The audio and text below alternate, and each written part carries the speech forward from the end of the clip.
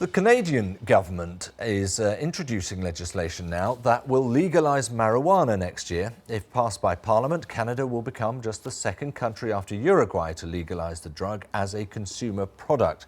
Sophia Tran-Thomson has this report. Canadian Prime Minister Justin Trudeau. He's one of the world's most adored leaders, and he might just become even more popular. On Thursday, the Prime Minister fulfilled his campaign promise and introduced legislation to legalise the recreational use of marijuana in the name of safety.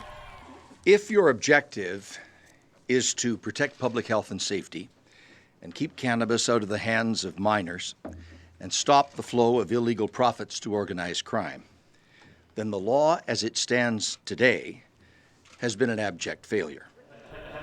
The government says its plan to regulate the sale of marijuana will help keep kids, in particular, away from it and stop money going to organised criminals. The proposed legislation, which is introduced today, seeks to legalise, strictly regulate and restrict access to cannabis, and it will make Canada safer. It will impose serious criminal penalties for those who provide cannabis to young people, create a legal and regulated market for cannabis to take the profits out of the hands of criminals and organized crime, and it will protect public health through strict product requirements for safety and quality.